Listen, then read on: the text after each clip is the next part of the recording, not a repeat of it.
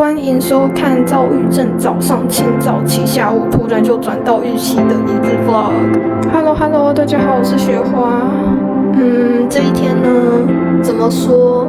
这里呢，早上我们还去买了做披萨的材料，想说下午可以来做个披萨。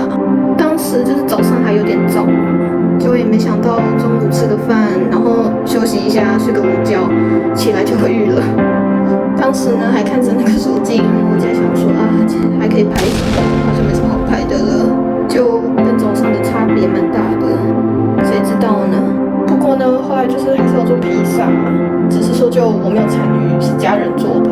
下午就很累啊，突然转到预期，就好像什么事都没有做，所以也没有什么素材可以拍。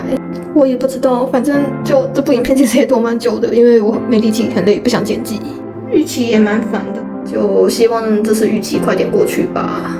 那就先这样咯，大家拜拜。